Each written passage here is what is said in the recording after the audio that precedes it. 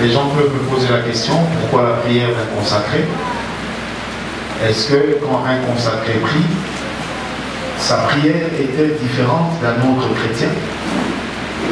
Quand un consacré se présente devant Dieu, en quoi est-ce que sa prière serait différente? On pourrait également se poser aussi la question de savoir quelle est la personne que l'on peut appeler de consacré. Amen. Ou quelle est la personne que l'on peut considérer comme une personne consacrée. Alléluia. Vous savez, j'ai aimé quelque chose qu'un bien-aimé avait dit à un autre il y a longtemps. Il a posé la question à un frère, c'était un pasteur. Ce pasteur pose la question à un frère et il lui dit, où est-ce que tu pries? La personne lui dit, non, moi je prie. Et je prie partout, je prie en tout lieu. Mais je prie. Alors le pasteur lui retorque, mais tu dis que tu pries, mais comment se fait-il que non seulement on ne te voit jamais à l'église, mais en plus tu fréquentes des boîtes de nuit et des coins de ce genre? La personne va le regarder et puis il va dire, bon, on prie, hein? Amen. Hein? Moi j'étais là et j'ai aimé la dernière réaction de ce pasteur. Il dit à ce monsieur, tu sais, tout le monde prie. Je vais à la prière, je pars à la prière, je me rends à la prière. La prière est une réunion que nous passons. La prière est un moment que nous passons avec les frères et sœurs. La prière, c'est quoi la prière finalement? Alléluia. Et on peut aussi se poser la question, si nous tous nous prions, mais comment se fait-il que nos prières, ou les prières de quelques-uns, n'arrivent pas à donner les résultats ou les résultats escomptés? Alléluia. Qu'est-ce qui fait que certains prient, d'autres aussi, mais il y en a qui ont plus de résultats que les autres? Aurait-il ou une certaine manière, existerait-il, pardon, une manière plus précise de prier? Est-ce que nous prions bien? Alléluia. Et c'est la question que la plupart se posent. Il nous arrive même de rencontrer des gens découragés qui sont au point de dire, moi je ne prie plus. On lui pose la question, pourquoi tu ne pries plus? Il dit, parce que rien ne marche. On pourrait aussi se poser la question, est-ce qu'on prie pour que ça marche ou on prie pour quoi? Alléluia. Le premier but de la prière, je commence par là, c'est d'abord d'établir un contact avec le Créateur. Donc si nous prions, ce n'est pas d'abord pour avoir une réponse à la requête, mais nous prions d'abord pour établir, si je peux l'appeler ainsi, une connexion entre Dieu et l'homme. C'est d'abord d'établir une connexion entre toi et Dieu. Alléluia. Alléluia. Le but de la prière, c'est d'abord d'établir une connexion entre l'homme et Dieu. Et si dans nos cœurs, nous comprenons qu'en venant prier, nous ne venons pas prier justement pour être en connexion avec les amis, mais nous venons d'abord prier pour être en contact avec Dieu, pour établir une connexion avec Dieu, notre but dans la prière va changer. Amen.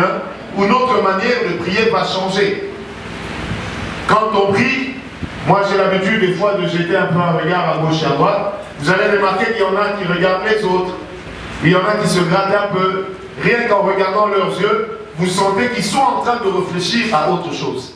C'est pourquoi Jésus disait dans Matthieu 6, quand vous priez, fermez la porte de votre chambre, et là dans le secret, parlez à votre Père. Il ne dit pas parler à votre Dieu.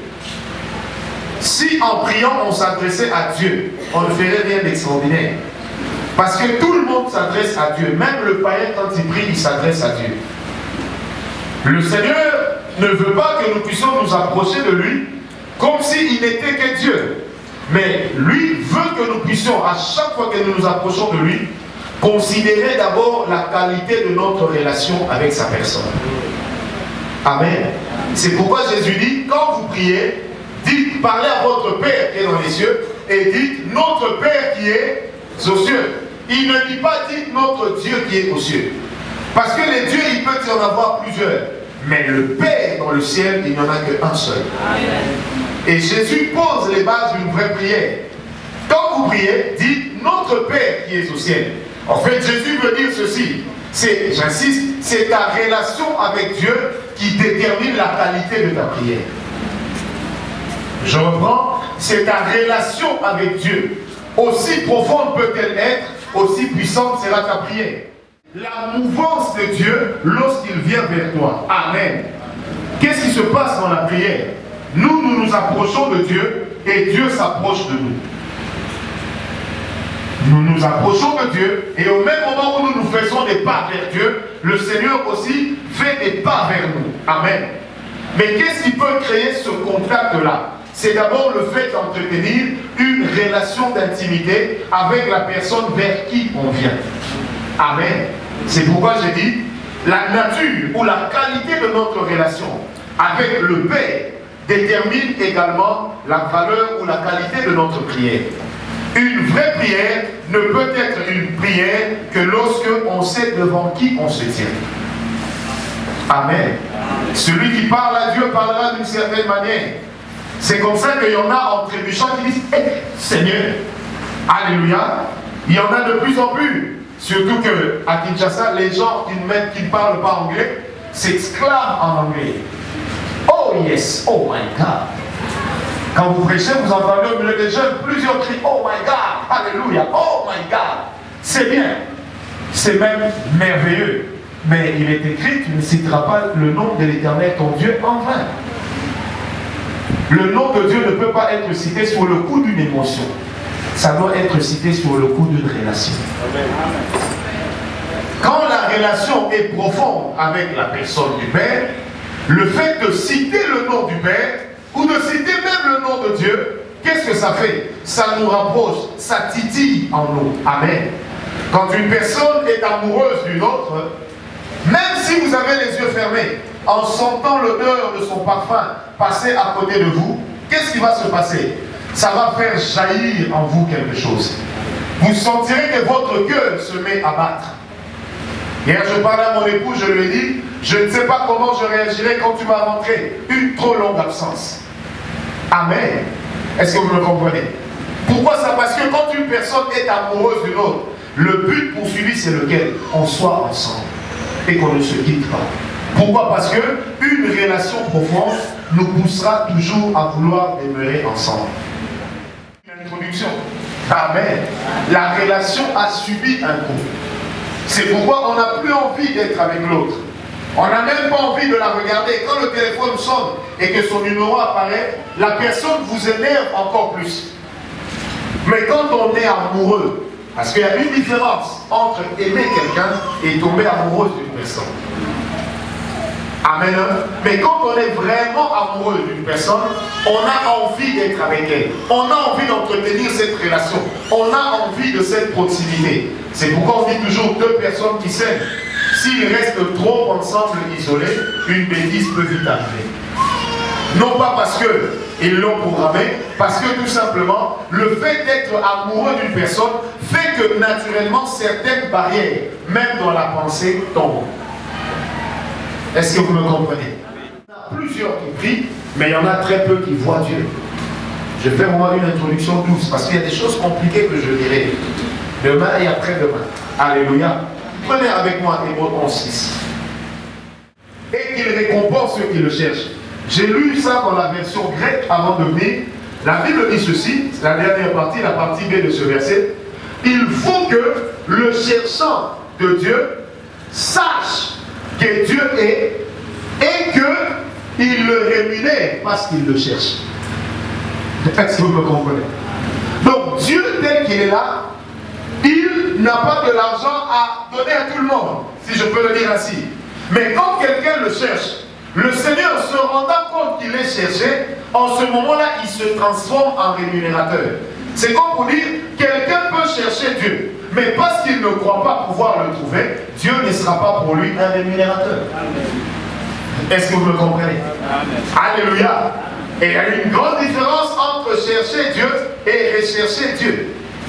Il y a des gens qui prient encore en recherchant Dieu. Pourquoi? Parce que Dieu pour eux est toujours un mythe, c'est-à-dire quelqu'un qui est trop caché. Et comme le disent les Écritures, dans Ésaïe 45, le prophète Ésaïe dit, mais Seigneur, je sais que tu te caches, mais Dieu dit, ce n'est pas en vain que j'ai demandé à Israël de me chercher. Il n'a pas dit que j'ai demandé à Israël de me rechercher, parce que Dieu n'est pas une théorie, il est une vie. Beaucoup. Parce que l'amour coûte un sacrifice. Et quand on prie et qu'on s'approche de Dieu, il y a tout un système de sacrifices, dont le plus grand est lequel? Croire en quelqu'un que tu ne vois pas. Pourquoi les hindous nous traitent de fous? Eux, ils ont Maitreya, ils ont Krishna, ils ont Shiva, ils ont Bouddha. Ils ont les livres de Confucius et les livres écrits par tous ces grands philosophes. Mais nous, qu'avons-nous? Nous n'avons qu'une Bible de quelques pages. Et qu'est-ce qui nous prouve que notre Dieu existe? Rien du tout. Mais nous sommes convaincus qu'il existe et c'est suffisant. Amen. Et c'est pourquoi Dieu dit, sans la foi, il est impossible de lui être agréable. Donc même la prière est basée d'abord sur la foi. Et en ce moment, la foi devient un effort. Et c'est quoi l'effort? Je ne vois pas Dieu, mais je viens vers lui. Plusieurs échouent. Pourquoi même ce soir? Ils ont prié. À un certain moment, ils ont eu l'impression que le ciel était des reins au-dessus d'eux. Ils priaient, rien ne marchait. Et puis ils se sont dit, Dieu m'a abandonné. Je voudrais dire ceci, la recherche de Dieu n'a rien d'une superstition. Et la recherche de Dieu n'a rien d'une théorie philosophique. Elle est d'abord l'histoire d'un cœur qui bat pour un autre. Et ce soir, ma prière, c'est que Dieu nous transforme en amoureux, que nous puissions tomber amoureux de Dieu. On en a parlé hier. Il disait, Seigneur, enseigne-moi tes voies, enseigne-moi ta parole, afin que je ne puisse point pécher contre toi. Et dans une autre version, on dit, afin que je ne me tienne pas éloigné de toi. Donc le but de ces gens était lequel? Rester avec Dieu, vivre avec Dieu. Alléluia. Et c'est pourquoi David pouvait dire, Seigneur, un jour dans ta présence vaut mieux que 1000 ailleurs. Ça ne veut pas dire que David avait eu la vision de l'enfer et il a préféré la vision du ciel. Non. Mais ça veut simplement dire ceci. David avait atteint le niveau de tomber quasi amoureux de Dieu. Et rien ne comptait dans sa vie plus que Dieu. Et David voulait être plus avec Dieu qu'avec ses multiples femmes. Pourquoi? Parce que pour lui, le Seigneur était un amour parfait. Et quand nous disons Dieu est amour, enlevons un peu l'idée de la bonté. Généralement, quand nous disons Dieu est amour, nous pensons au fait qu'il nous donne le souffle, n'est-ce pas? Nous pensons au fait qu'il nous donne de quoi manger, de quoi nous vêtir. Nous pensons au fait qu'il nous protège dans la santé. Non, ce n'est pas ça seulement. Mais quand nous disons Dieu est amour, c'est d'abord dans le potentiel de vivre avec nous. Le grand Dieu qui quitte le ciel pour communier avec l'homme, pour entretenir une relation personnelle avec l'homme. Amen. Pour une relation personnelle. Et dans Osée 6.3, Osée 6.3, la Bible dit ceci, connaissons, virgule, et cherchons à connaître l'Éternel. Ça, c'est l'un des versets que j'aime le plus. Quand vous lisez ce verset, dans la version originale, la Bible dit ceci, pénétrons, virgule, et cherchons à pénétrer l'Éternel encore plus. C'est un peu comme si le prophète Osée considérait Dieu comme un puits. Et il se dit, si nous plaçons un pied, il faut que nous puissions laisser toute la jambe entrer. Et si aujourd'hui nous avons atteint Dieu à ce niveau, demain cherchons à l'atteindre à ce niveau. Et le surlendemain, cherchons à atteindre Dieu jusqu'ici. Et un autre jour, cherchons à être submergés dans la présence de Dieu. Alléluia. Donc la manière dont tu connais Dieu est bien. Mais Dieu ne s'arrête pas à ce que tu sais de lui. C'est pourquoi les anges sont avec lui depuis l'éternité. Mais ils trouvent toujours une raison pour l'adorer. Tiens pas ton voisin là. On a dit de David un homme selon le cœur de Dieu. Mais David a tué. David a pris la femme d'autrui. David a fait tout ce qu'il a fait. Mais pourquoi Dieu a-t-il considéré que cet homme, malgré tous ses péchés, était quand même un homme selon son cœur? Parce que Dieu connaissait la sincérité du cœur de cet homme. Vous savez, la sincérité d'un cœur ne dépend même pas de la noirceur de votre péché. Ça dépend d'abord du désir que tu as de rencontrer ton Dieu. C'est-à-dire, quand je viens vers Dieu, je ne me considère pas comme une personne spéciale, mais je me considère seulement comme une personne à qui Dieu peut aussi faire grâce d'être avec lui. Vous savez, le fait de prêcher ici ne nous rend supérieurs en rien. Mais seulement quand je parle, je me rends compte combien moi aussi j'ai encore besoin de lui. Et chaque jour j'ai envie de lui dire, Seigneur, encore plus de toi dans ma vie, encore plus de ta personne dans mon cœur. Je veux une histoire avec toi. Ni les anges, ni même les démons ne me sépareront de l'amour de Dieu. Quand Paul dit ça, ça veut dire quoi? Que pour lui, il se méfie même des anges, mais il croit en Dieu. Et pour lui, Dieu est un Père et il a besoin de cette relation. La qualité de ta relation va également définir la qualité des cadeaux que Dieu va te donner. Même l'exercice des dons spirituels, même le déversement des grâces de Dieu dans ta vie dépend d'abord de ta relation personnelle avec lui. Frère, la course n'appartient pas aux agiles, mais la course spirituelle appartient d'abord à ceux qui entretiennent une relation d'une profondeur à une autre profondeur. Et dans Psaume 42, verset 2 et verset 3, Alléluia, Psaume 42, verset 2 et verset 3, celui qui a écrit ça, il dit, Seigneur, comme une biche soupire après des torrents d'eau, ainsi mon âme soupire après toi. Et au verset 9, il dit, ainsi un flot en appelle un autre au bruit de tes ondées. Oh my God. Au moins je l'ai dit dans son sens. Parce que je parle de Père. Amen. Alléluia. Nous faisons souvent. Seigneur, comment ça va? Seigneur, oh les sorciers, les sorciers. Quand nous disons dans l'église, prions contre les célibats, les gens prient. Prions pour les finances, les gens prient. Si ici on publiait un jeûne de délivrance pour les familles, plusieurs jeûneraient. Mais si on publiait un jeûne de communion, très peu jeûneraient. Plusieurs me poseraient même la question, c'est écrit où? Et le jeûne de combat, c'est écrit où? Vous me sortirez le jeûne d'Esther, c'est bien. Mais Esther n'a pas jeûné pour combattre le cœur de quelqu'un. Elle a jeûné pour toucher le cœur de Dieu, afin que Dieu touche le cœur du roi. Est-ce que vous me comprenez? On a besoin de chercher Dieu. On a besoin d'être avec Dieu. Peu importe ton péché, peu importe tes erreurs. Ce soir, je voudrais te dire, c'est encore possible de vivre avec ce Dieu-là. Dieu, on aime sa parole et on aime être avec lui. Mais tout dépend de la nature de la relation que nous entretenons avec Dieu. S'il n'est que Dieu, il restera Dieu. Mais si ce Dieu cesse d'être seulement Dieu pour devenir le Père, ton Père, tu vas remarquer qu'en parlant avec lui, tu parleras avec plus d'intimité. Mais quand nous parlons à Dieu comme n'étant que Dieu, on a l'impression de parler à une personne éloignée, c'est-à-dire à une divinité tellement élevée, comme pouvait le dire David, Seigneur, aussi vrai que le ciel est éloigné de la terre, aussi vrai que l'homme est éloigné de toi. Amen. Ça c'est quand on parle à Dieu. Mais quand on parle à un Père, on se considère premièrement comme membre de sa famille. Et le fait d'être de sa famille nous accorde certains privilèges. Et je parlais à un des nôtres aujourd'hui, je lui ai dit, tu ne peux pas savoir, c'est que le nom de ton père peut signifier dans la ville de Kinshasa. J'ai dit, quand toi tu parles avec ton père, tu ne vois en lui que ton père. Mais ceux de l'extérieur, au-delà de voir en lui un père, ils voient d'abord un homme qui est comme il est. Moi je parle souvent avec les gens qui ont été de la famille Mobutu. Et j'aime bien écouter, j'aime bien qu'ils nous racontent comment le maréchal vivait. Comment est-ce qu'il se comportait. Que quelqu'un peut voir, ce n'est pas tout le monde, pardon, qui peut voir le roi Albert II encinglé. J'ai gardé en moi cette image. Il y a très longtemps, nous étions à Bruxelles et on est allé dans le parc qui était juste derrière le château du roi Baudouin. Très tôt le matin, c'était en plein été, et le roi est sorti au balcon en peignoir. Je peux tout oublier, je n'oublierai jamais ça. Je crois j'avais 13 ou 14 ans. Mais vraiment, je le regardais avec admiration. Et quand j'ai raconté aux gens que j'ai vu le roi, je n'ai jamais manqué de signaler que j'ai vu le roi, virgule, en peignoir. Donc le fait de dire que je l'ai vu en peignoir, j'avais l'impression que ça me donnait une longueur d'avance sur ceux qui avaient déjà vu le roi comme moi. Est-ce que vous me comprenez? Parce que j'ai vu le roi dans une tenue peu commode. Un homme peut dire à Dieu que je suis seulement un peu inférieur à toi. Parce que quand nos cœurs sont sincères dans la présence de Dieu et que nous cherchons Dieu comme un amoureux, qu'est-ce qui se passe? Il y a une attraction. Et cette attraction nous rapproche tellement de Dieu que, je vous assure, ça fait peur. C'est comme ça, je crois de tout mon cœur, que la vie de prière de la plupart va changer.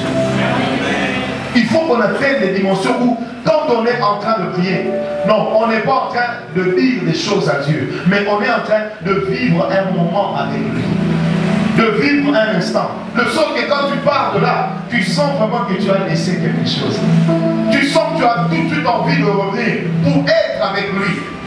Et il y a des astuces pour élever son esprit dans la présence de Dieu et pour amener son cœur à vivre avec Dieu. Alléluia. Est-ce que quelqu'un est avec moi? Est-ce que quelqu'un est avec moi? Il faut que ta vie, que ta prière, que les prières que tu fais puissent devenir une force. Que ça devienne des moments de gloire. Que ça devienne des moments où tu es seul avec Dieu. Admettons, qu'est-ce qui se passe lorsqu'on cherche Dieu de tout son cœur? Alléluia. Premièrement, la Bible dit, il faut que ceux qui s'approchent de Dieu croient que Dieu existe. Comment peut-on s'approcher de quelqu'un qu'on ne voit pas? Comment peut-on s'approcher de quelqu'un dont on n'est toujours pas sûr de ressentir la présence? Il n'y a que la foi qui soit capable de faire ça. Pourquoi? Parce que la foi te permet d'établir même ta pensée dans l'invisible. Ta foi te permet de croire qu'il est là. Qu'est-ce qui me pousse à croire qu'il est là? Je ne peux pas l'expliquer. Mais tout ce que je sais, c'est qu'il est là. Alors quand la Bible dit, il faut que celui qui s'approche de Dieu croit que Dieu existe. Qu'est-ce qui se passe? En venant vers Dieu, même les yeux fermés, il sait, il croit que Dieu existe. Et comme lui, Dieu, voit déjà en toi cette disposition intérieure de croire qu'il existe, le fait que tu crois, ça pousse Dieu à faire quoi? À venir aussi vers toi. Et quand Dieu vient vers toi, il vient vers toi avec son cœur. Viens vers moi, mon frère. Non, tout doucement, tout doucement. Viens doucement. Et l'homme est là, Dieu vient doucement, l'homme aussi vient. Et maintenant, quand l'homme atteint le niveau de Dieu et qu'il se frotte avec Dieu, c'est en ce moment-là que l'homme peut vivre la présence de Dieu. Et c'est ce frottement avec Dieu qui nous déverse une onction pure. Le but de l'onction n'est pas d'abord d'opérer un miracle. Le but de l'onction, c'est d'abord de nous permettre de trouver les autoroutes spirituelles qui nous conduisent facilement à Dieu. Merci beaucoup. Est-ce que vous me comprenez? Alléluia. Le but de l'onction n'est pas d'abord d'opérer un miracle ou de faire une démonstration d'esprit et de puissance. Et encore, mais le but de l'onction, c'est d'abord de nous permettre de trouver des autoroutes qui vont nous amener jusque là où le Père se trouve. La Bible dit de lui qu'il est un Dieu jaloux. Dieu aime qu'on l'aime, Dieu aime qu'on soit avec lui. Dieu aime qu'on passe du temps avec lui. Je crois que si nous devenons conscients de ces choses, même nos cultes vont changer de dimension. Nous passons le culte dit du Saint-Esprit en tombant plus, en criant plus. Mais nous passons très peu de temps avec Dieu. Ce que le Seigneur cherche avant tout, ce n'est pas que nous puissions crier dans sa présence, mais c'est que nous passions un temps avec lui, seul à seul. Amen. Et quand on passe le temps seul à seul et que nos cœurs atteignent la dimension de se frotter avec lui, nous en arrivons à ce que la Bible dit dans Jean, l'épître de Jean et non l'évangile, tel qu'il est, tel nous sommes dans ce monde. C'est-à-dire quoi? Ce n'est pas à Dieu de devenir comme nous, mais c'est à nous de devenir comme lui. Et pour devenir comme lui, qu'est-ce qu'il faut faire? Il faut que nous puissions ouvrir nos cœurs et aller vers lui en sachant que ce Dieu-là existe. Frère et sœur, tu es libre de croire en Dieu, mais tu es aussi libre de ne pas croire. Si tu ne crois pas, c'est toi qui perds, mais si tu crois, c'est toi qui gagnes. Le fait de croire en Dieu n'ajoutera rien à Dieu. Le fait de ne pas croire en Dieu ne retranchera rien en sa personne. Dieu n'ira jamais en enfer pour s'y établir. Parce qu'en enfer, il y est déjà. Mais qu'est-ce que Dieu fera en enfer? Là-bas, il sera là pour châtier. Et il s'y trouvera dans la dimension de l'omniprésence. Amen. Mais là, dans le royaume des cieux, Dieu y sera comme un père. Et je voudrais encore dire ceci. Ceux qui vivent avec Dieu et qui entretiennent cette intimité avec lui, en fait, ce sont des gens qui vivent déjà le ciel sur la terre. Qu'est-ce que nous cherchons au ciel? Est-ce de l'argent? Non, on n'en aura pas besoin. Est-ce une certaine lumière? Comme on dit dans la Maïkari, la Rose-Croix, les Cancars, la foi Ma'aï, Mahaoula, où on dit aux gens, venez recevoir la lumière. Aucun homme ne peut donner la lumière. La seule lumière, c'est celle qui va éclairer la nouvelle Jérusalem. La Bible dit, cette ville n'aura pas besoin d'une lumière, parce que Dieu lui-même, Christ lui-même en constituera la lumière. Et un jour, Christ a dit, je suis la lumière du monde. Il n'y a pas de lumière dans les Goshentai. Il n'y a pas de lumière sur l'autel des ancêtres. Il n'y a pas de lumière sur comment on appelle ça? Sur l'œil du cyclone. Il n'y a pas de lumière. La vraie lumière ne peut scintiller que de Dieu. Est-ce qu'on me comprend? Parce que Dieu lui-même est lumière. Dieu n'est pas une électricité, ni un barrage hydroélectrique, mais Dieu est la lumière parfaite. Lorsque vous vivez avec votre Dieu. Amen. Amen. Vous savez, des fois, ce qui fait que les gens tombent dans la volonté permissive, c'est souvent parce que Dieu ne veut pas vous vexer. Parce qu'il sait que vous risquez de fuir. Alors il arrive que vous entendiez, que vous n'entendiez que ce que vous avez envie d'entendre. Mais quand vous allez vers Dieu, et que vous êtes sincère avec lui, Dieu se montrera aussi sincère avec vous. Amen. Je reprends, la qualité de ta relation avec Dieu dépend d'abord de la qualité du sentiment qui t'anime lorsque tu t'approches de lui. En venant ici, que tu veux voir à quoi ressemblait le prophète que je suis? Ben, je ne suis qu'un homme. Quel miracle on va opérer aujourd'hui? Le plus grand, lequel? Vous amener chez Dieu. Et vous dire que ce Dieu peut devenir votre Père. Cessez de le regarder comme un être éloigné. Regardez-le désormais comme une personne proche et qui a envie d'entretenir aussi une relation avec toi. Vous savez, quand on dit Dieu est amour, je répète, ça ne veut pas dire qu'il produit pour nous des œuvres ou des actes d'amour en termes de protection ou de bénédiction, pas seulement, mais ça veut d'abord dire qu'il est capable de nous apporter cet amour et de nous le faire ressentir dans le cœur. Il faut que nos cœurs ce soir atteignent le niveau de dire au Seigneur, plus de toi dans ma vie, plus de toi dans ma vie, plus de toi dans ma vie. Pas seulement plus d'onction, Seigneur, ouais moi. Le but c'est quoi quand nous demandons l'onction? Nous cherchons à épater. Mais cherchons d'abord Dieu pour épater d'abord Dieu. Il faut qu'on dise à Dieu des paroles telles que, quand le Seigneur les entend, son cœur est électrifié. Il se pose la question, comment un homme peut-il me dire de telles paroles? Des paroles profondes. Un jour, un homme disait à Dieu, Seigneur, montre-moi où tu habites, je voudrais venir rester avec toi. Et si tu ne m'héberges pas, je me parachuterai chez toi. Au moins, tu auras la charge de mon cadavre. Donc là, Dieu se sent responsable d'un amour exagéré. Et si ce soir, il y a des cœurs qui sont amoureux de Dieu, ils peuvent déjà sentir comment Dieu est là. Et j'ai appris une chose dans ma vie, c'est que Dieu aime qu'on parle de lui. Pas seulement comme Dieu, mais aussi comme Père. Que l'on dise aux gens, il est possible d'établir une relation avec lui. Amen. Et je dis bien, c'est la qualité de la relation qu'on entretient avec lui qui nous amène au contact du sacré. Et quand nous sommes au contact du sacré, le sacré vient habiter en nous. C'est en ce moment-là qu'on peut dire de l'homme qu'il est un consacré. Est-ce que vous me comprenez? C'est qui un consacré? C'est un homme qui est en contact avec le sacré et dans lequel le sacré habite. Et c'est quoi le sacré? Le sacré, c'est tout ce qui permet à l'homme de vivre en paix avec Dieu. Amen. C'est tout ce qui permet à l'homme de vivre en paix avec Dieu. C'est ça le sacré. Là où le sacré ne réside pas, on ne peut jamais parler d'un lieu consacré. Que nous puissions croire qu'il existe. Et si nous croyons, seulement le fait de croire et de nous approcher de lui, qu'est-ce qui va se passer? Il va ouvrir son cœur et là il va nous rémunérer. Comme pour dire que nous trouvons Dieu à la dimension de notre...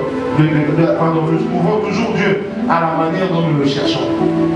Si en venant vers Dieu, tu n'as besoin comme les fils de tonnerre qu'on a appelés, ces deux disciples de Jésus, qui eux, les fils du tonnerre, eux, voyaient seulement Jésus comme celui qui fait tomber la foudre, comme celui qui maudit le figuier.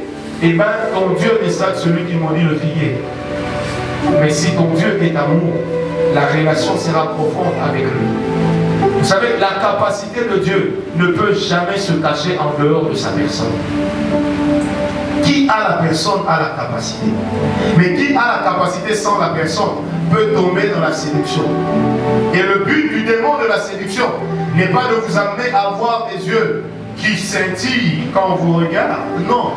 C'est d'abord de vous amener à faire quoi? À vous éloigner de plus en plus de Dieu et à remplacer Dieu par des rituels. Or, Dieu n'est pas dans un rituel. C'est pourquoi le Seigneur ne se cache dans aucune religion. Et Dieu ne se cache même pas dans la théologie. Alléluia. Vous savez, quand on est amoureux de quelqu'un, il arrive qu'on lui dise « je t'aime » en pleurant. Pourquoi? Parce que l'amour rend tout homme faible. Je reprends. L'amour rend tout homme faible. Quand on est très amoureux, il y a toujours des barrières qui tombent. Il y a toujours des barrières qui tombent. Le jour où une femme se rend compte qu'elle ne connaissait pas bien son mari, qu'il y avait des points de sa vie qu'elle ne connaissait pas, la première exclamation de la femme, c'est laquelle? il m'avait dit qu'il m'aimait. Amen. C'est que la femme à l'intérieur d'elle-même se dit, celui qui aime dit tout. Celui qui aime est sincère. Et celui qui aime n'a pas de zone d'ombre. Or, l'histoire avec Dieu est d'abord une histoire d'amour. Et ce soir, je voudrais dire à quelqu'un, laissons-nous conquérir par l'amour de Dieu. Mais nous aussi courons, montons sur nos chevaux et allons à la conquête du cœur de Dieu. Ce soir, je voudrais dire à quelqu'un, il y a un roi qui est en train de se promener dans la forêt, dans les bois. Il cherche un homme de qui il tombera amoureux. Et il a besoin d'un homme qui sera amoureux de lui. C'est ça notre Dieu. Amen. Oui, tu m'as laissé. Et tu dis que c'est moi qui t'ai abandonné.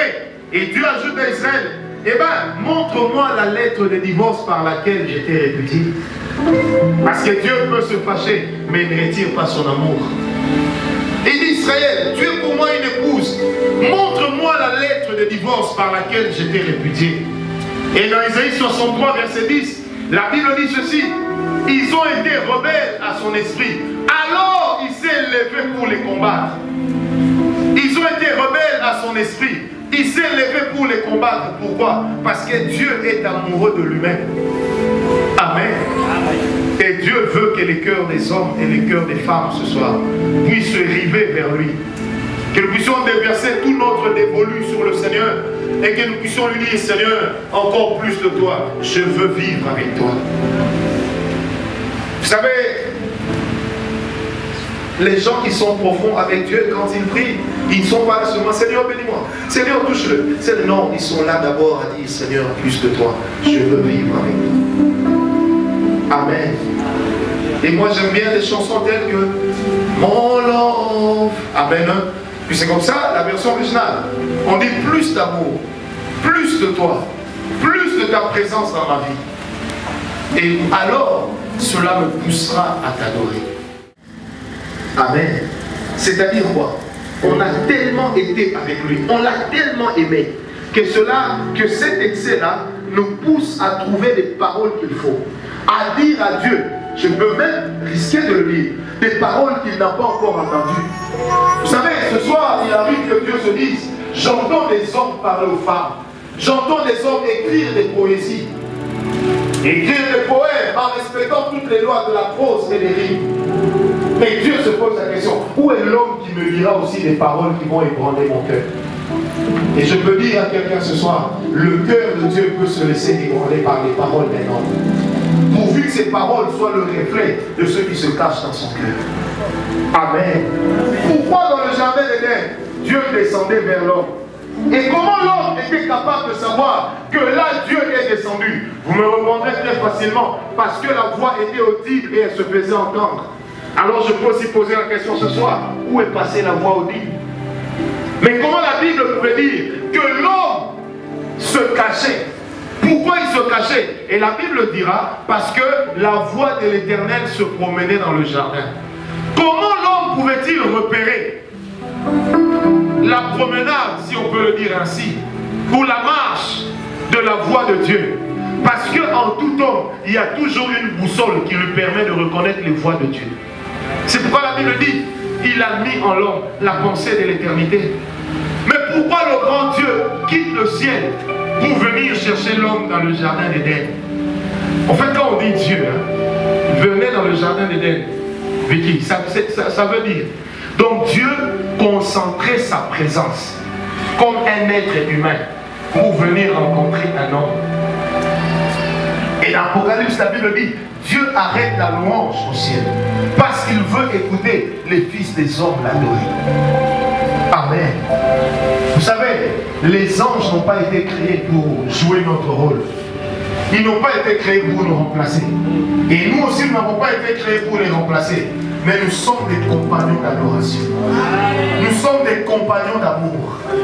Alléluia. De même que Dieu, là où il est assis, il est entouré d'anges qui l'adorent, qui le louent jour et nuit.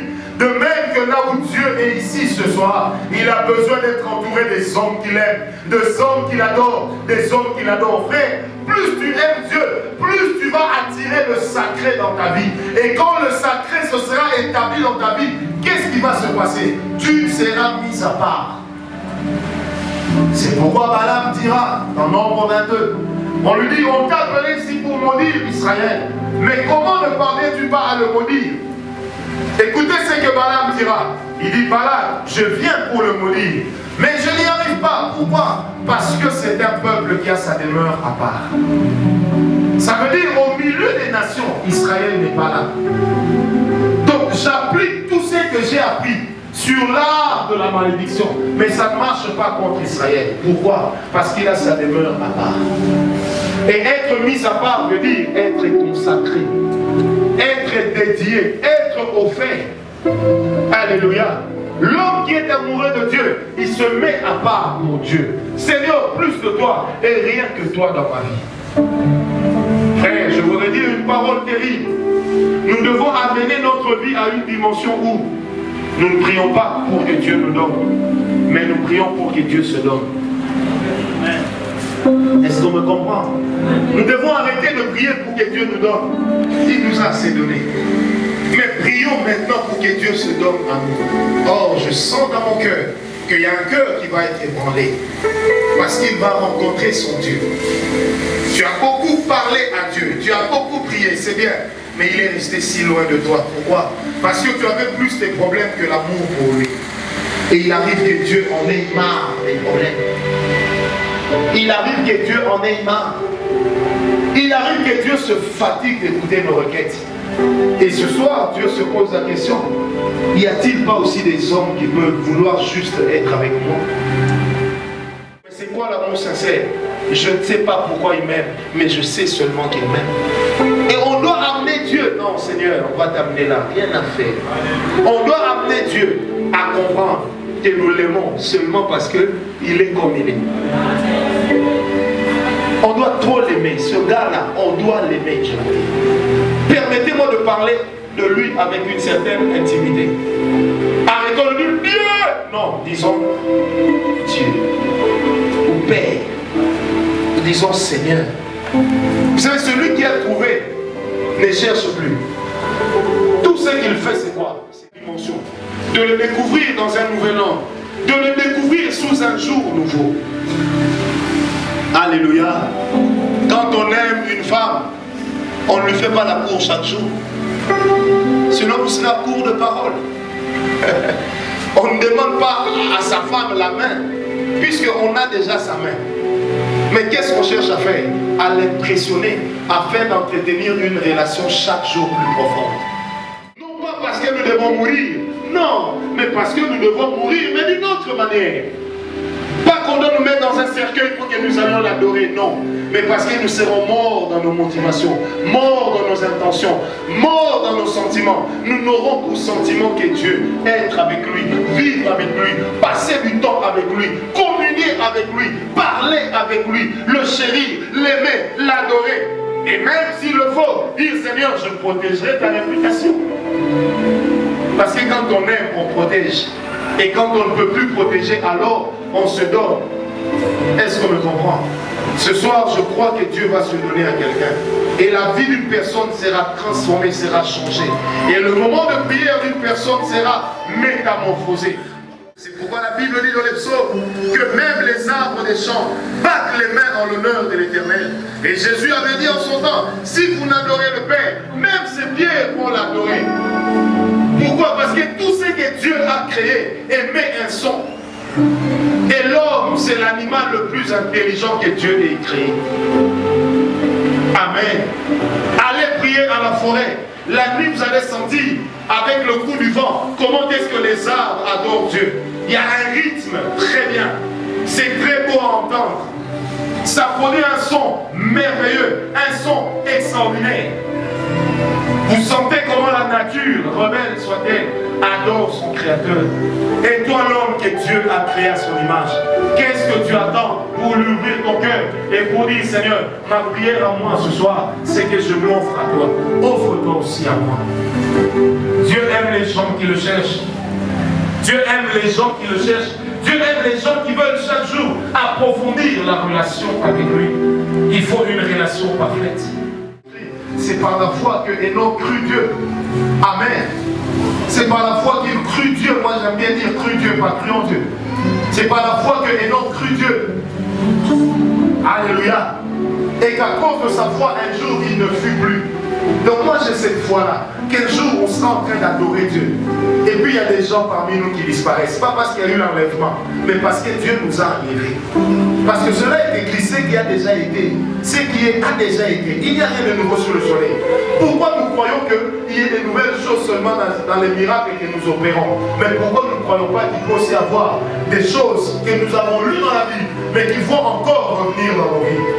Ça n'engage que moi, c'est ma compréhension des faits. Vous n'êtes pas obligé de croire, mais moi j'aime Dieu. On trouve quand même la raison d'expliquer son mal. Dieu trouvera quand même la raison de lui pardonner. Non, c'est merveilleux. Nous devons être avec ce Dieu. Nous devons vivre avec ce Dieu. Vous savez, c'est comme ça que les grands moments des services ne se préparent pas forcément dans les grands moments de combat. Ça se prépare d'abord dans les grands moments d'intimité. D'intimité. Là où l'homme est seul avec Dieu. Comme disait Kenneth Hagin, avant chaque service, je passe 2 heures avec Dieu. Donc je passe des heures où je suis seul avec lui, où je converse avec lui. 2 heures où je lui parle. Des choses extraordinaires. Et lui-même dit, quand je viens faire mon service, Dieu est tellement présent qu'il suffit que je dise une parole et les choses changent. Nous prêtons des fois attention à ce que Dieu fait au lieu de prêter attention à ce que Dieu est.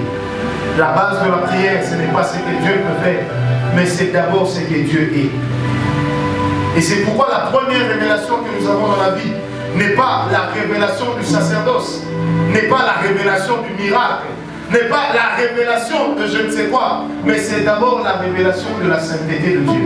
Parce que Dieu ne se cache que derrière sa sainteté.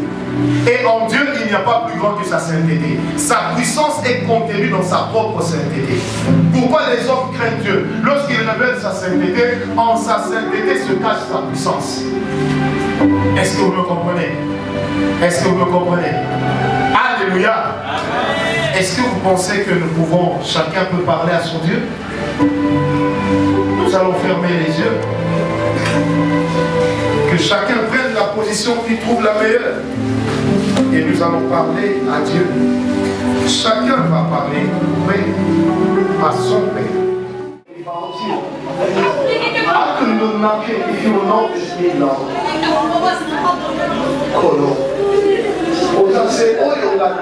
De l'oxygène et de l'hydrogène.